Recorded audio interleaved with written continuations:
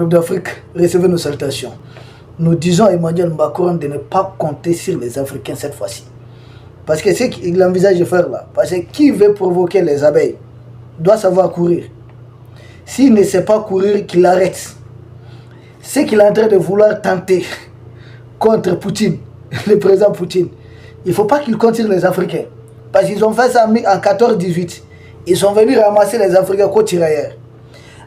En 39-45, ils sont une fois encore venus ramasser les Africains. Pour nous remercier avec quoi? Les mêmes méthodes utilisées par leurs ennemis, notamment Hitler. Ils ont utilisé la même méthode. C'est-à-dire Hitler imprimait une monnaie pour eux. À partir de 1945, ils ont décidé d'imprimer une monnaie pour les pays africains. Tout ce qu'Hitler les faisait subir, diviser, Vichy d'un côté, l'autre de l'autre côté, Paris de l'autre côté, la même chose, ils sont venus reproduire les mêmes logiciels. Les faux billets que Hitler a voulu imprimer pour les Britanniques, et ils ont utilisé ça à l'opération Persil, imprimer des faux, pour pirater la monnaie guinéenne tout simplement. Donc, des faux billets. Voilà, les fausses monnaies qu'ils voulaient pour les Britanniques. Des faux billets imprimés, saboter la monnaie guinéenne. Donc, ils ont repris. Et puis, les savants, les scientifiques et techniciens d'Hitler là, ce n'est pas aux Africains qu'on a remis, ils sont partagés. Ah oui, l'oncle Sam, nos partenaires de l'époque, l'Union soviétique, les Français, les Britanniques, ils ont fait, c'est-à-dire ils ont ramassé, ils sont distribués les savants, les scientifiques d'Adolf Hitler. Et cette fois-ci, il ne faut pas nous traîner dans quelque chose. Nous, on ne veut pas. Parce que le massacre de Chasselet, là, c'était les Africains. Quand il y a eu, Hitler a fait des prisonniers de guerre, mais tous ceux qui étaient noirs, c'est-à-dire les Africains, ont été massacrés. Ils ont fait marcher les chars de combat sur certains. Nous, on est contre ça. Et puis, victoire de la guerre, ils ont enlevé tous les soldats africains. Ils ont mis uniquement. Vous comprenez? Donc, on ne veut pas qu'Emmanuel Macron pointe son nez une fois de plus ici. Il est en train de chercher la merde. Pourquoi nous le disons? Vous vous souvenez de son histoire, de ce qu'il appelle flotte fantôme là. Des pétroliers qui font leur va-et-vient, qui vendent leur pétrole. Une flotte d'à peu près 900 bateaux. Et qui, selon les experts d'Emmanuel Macron, les experts macroniens, ça rapporte à peu près 30 milliards d'euros à la Russie chaque année. Donc, ils sont dans ça. Pour eux, ils disent non, il faut bloquer. Mais j'ai dit, mais vous venez, Macron vient de voler les avoirs, ce qu'on appelle les avoirs gelés de la Russie. Sur les 71 milliards dont la France disposait, 45 milliards ont disparu. Où sont passés les 45 milliards? Il n'en a pas fini. Emmanuel Macron veut s'attaquer au pétrole. L'autre jour, il a pris un navire du genre. Le président Poutine lui a dit, tu as 48 heures pour libérer. À moins de 24 heures, il l'a libéré. Qu'est-ce qu'il fait maintenant? Il a compris que lui seul, il ne fait pas le poids. Il appelle à une réunion de plusieurs dirigeants européens. Une réunion de plusieurs dirigeants européens, selon lui, pour lutter contre la flotte fantôme de la Russie. J'ai dit, hey, Macron, si tu prends un pétrolier là et qu'il bloque tous tes navires là, tu n'as plus de carburant, ne viens pas pleurer ici. Ne compte pas sur les pays africains. Et nous disons à tout dirigeant, à tous les peuples d'Afrique, tout dirigeant qui va vouloir utiliser des enfants africains comme des chairs à canon pour satisfaire l'arrogance démesurée d'Emmanuel Macron, lui qui se comporte en matamor, je vous assure, déposez ces dirigeants tout simplement. Il ne veut pas de votre bonheur. Ne vous retrouvez pas dans quelque chose qui ne vous intéresse pas. L'Afrique est oubliée quand il s'agit de partage et autres. Il n'y a pas un continent qui connaît autant de guerres que l'Afrique. Nous déplorons ce qui se passe à Gaza, certes. On voit flottilles là-bas, mais à quand est-ce qu'il y a des flottilles pour sauver aussi les pays africains? Ça n'existe pas. Donc nous devons prendre nous-mêmes notre destin en main. Donc Emmanuel Macron n'est pas compté sur la démographie africaine. D'ailleurs que vous avez présenté comme une menace. Dire que des Africains vont alors, parce qu'ils ne vont pas manquer de créer des prétextes. Des vassaux qu'ils ont mis à la tête des pays africains. Les gens comme les Macron sont convaincus que ces vassaux vont recruter massivement les Africains pour aller dans leur famille. Nous, on n'est pas dedans. Si tu provoques le président Vlado, qui provoque le président Poutine, essaie de compter. Et lui, on sait qu'il est allié aux Chinois, il est allié aux Nord-Coréens, il est allié aux Iraniens, il est allié. Réglez votre compte là-bas, ne compte pas sur nous. Parce que vraiment, il faut le dire carrément. Et cette campagne d'information, de sensibilisation doit être multipliée dans chaque pays africain. Que des gens parlent français là-bas ou bien anglais, je ne sais pas, portugais. Il faut que des gens enregistrent des vidéos pour sensibiliser. On n'est pas dedans. Oui, oui, nous ne voulons pas nous retrouver. Pas du tout. Parce que quand on les dit, nous avons des informations. Vous savez, il y a une information le 18 juillet 2025. Cette information est rapportée par leur journal qu'on appelle le canard enchaîné. Qui dit cette information? Qui dit le canard enchaîné? On dit qu'il est enchaîné. Que Emmanuel, le ministère de la Santé de M. Emmanuel Macron a donné, a demandé surtout aux hôpitaux de se préparer à accueillir massivement les blessés de guerre. Je dis bien, à accueillir massivement les blessés de guerre. Vous avez établi sur un chiffre de combien? Entre 10 000 et 50 000 blessés. Emmanuel Macron ordonne, demande, le ministère de la Santé demande, ordonne aux hôpitaux de se préparer à accueillir entre 10 000 et 50 000 blessés de guerre. Et vous savez jusqu'à quand? Il dit de se préparer à ça d'ici 2026. Pardon, d'ici mars 2026. Ça tiendra le coup parce qu'entre-temps, il y a eu changement de gouvernement. Et ça va continuer, on ne sait pas. Mais en tout cas, c'est pour vous dire un peu la folie dans laquelle ces messieurs se retrouvent. Comment on peut anticiper sur des blessés comme ça? Et lui là, il ne veut pas faire d'enfant. Est-ce qu'il peut même? Eh bien, il va trouver enfant de qui jusqu'à 10 000 au minimum. Et il met au maxi 50 000. Et leur consigne, c'est de faire des postes de santé, voire des centres de santé, à côté des aéroports ou des ports. Et pourquoi à côté des aéroports ou des ports? Comprenez? C'est-à-dire pour lui, ils vont aller se battre ailleurs et que les blessés seront transportés pour venir, soit ils vont venir par voie maritime, dans des navires, parce que Vlado va vous laisser circuler comme ça sur la mer, ou par voie aérienne. Tiens, Macron là, il ne connaît rien de la guerre quoi. J'en veux tellement à ce système de démocratie. Quelqu'un qui ne connaît rien de la guerre et qui va envoyer un pays en guerre, il ne comprend rien. Son chef d'état-major là est parti.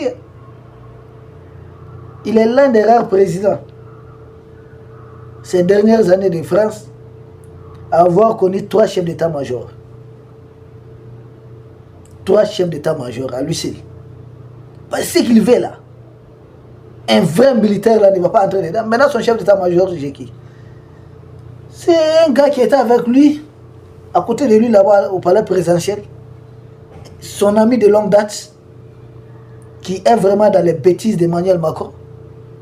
Un vrai militaire ne va jamais accepter de suivre Emmanuel Macron dans ce qu'il est en train de faire.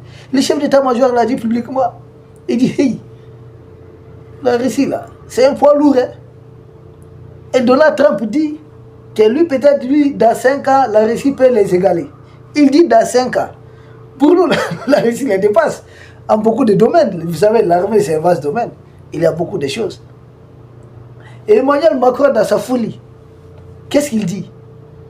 Il dit que les hôpitaux doivent se préparer, selon les canards enchaînés, c'est pas moi. Hein. Les hôpitaux doivent se préparer à cette période intense qui doit aller de 10 jours minimum et 180 jours maximum. 180 jours, ça fait combien de mois? Donc 6 mois. Il est un peu dans ça. C'est 6 mois, non? Aidez-nous. Ok. Donc, entre 10 jours et 180 jours, selon lui, cette guerre, ça va durer quoi? Mais on connaît quand ça commence là. On ne sait jamais quand ça prend fin. C'est là que vous voyez comment ils avaient manipulé les Ouattara. Qu'est-ce que Ouattara avait dit? Qu'il avait préparé son bataillon. Et c'était comme 10 jours aussi, jusqu'à 3 mois. Pour une opération d'agression de la CEDEAO contre le Niger. 3 mois. Qui avait dit à Ouattara que ça va se limiter à 3 mois? Et au-delà des 3 mois, il dit qu'ils étaient détenus de provisions. Il a instruit le ministre de l'économie de prendre des dispositions pour 3 mois. Et j'ai dit au bout de 3 mois, combien vont revenir en vie? Hein? Combien vont rester? Combien ne pourront plus sortir? Parce que le Niger, c'est même plus vaste que le Mali. Oui, tout petit peu plus vaste que le Mali. Ils sont dans cette folie, quoi. Et quand je vois Emmanuel Macron qui vient manipuler Alassane Dramane Ouattara, te mettre en porte-à-faux avec tous tes voisins, avec qui tu n'avais aucun problème d'ailleurs. Suivre l'arrogance de Macron là, c'est suicidaire. Personne ne peut satisfaire les velléités de ces messieurs. Personne.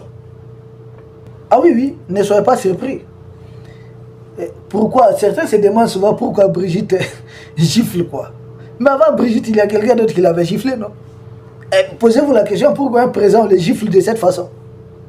Mais posez-vous cette question, pourquoi un président le gifle de cette façon? C'est pas moi quand même qui ai fait ça. C'est pas le général Assimi Goïta, ni le président Ibrahim Traoré, ni le général Abdourahmane Tchani. Qui les gifle? Ses compatriotes. Qui les gifle? C'est lui qui dit être son épouse. Mais pourquoi? Les gars est difficilement... On ne peut pas les satisfaire en fait, quoi. On ne peut pas. Et vouloir le suivre dans sa folie. Le gars, il dit qu'il va réunir les pays européens pour maintenant lutter contre, selon lui, la flotte fantôme de la Russie. Et tu vas le faire avec quel moyen? Tu vas t'attaquer militairement à un navire russe? Ah non. Ah, ils disent, ouais, la flotte fantôme là est soupçonnée de détruire les câbles sous-marins. Vous savez, les banques, connexion internet et autres. J'ai dit, mais histoire des câbles sous-marins ou autres là, qui a détruit Nord Stream? Qui a détruit ça? Ça ne fait pas du mal. C'est des gens qui ont pris pour habitude de faire du mal aux autres, mais ils ne veulent pas du tout subir le même sort. C'est pourquoi chaque fois qu'ils envoient des gens en mission, j'appelle à la réciprocité. Ils n'aiment pas du tout ça. Ils sont les premiers à commencer à provoquer, on va donner un missile à longue portée à Zelensky, il va faire ceci, on va donner ça. Mais maintenant, ils sont en train de pleurer qu'il y a des drones, façon qui survolent leur espace, qu'on voit qui surveillent certains sites stratégiques. Il y a des drones, il y a des ballons. Et je vais vous donner des missiles.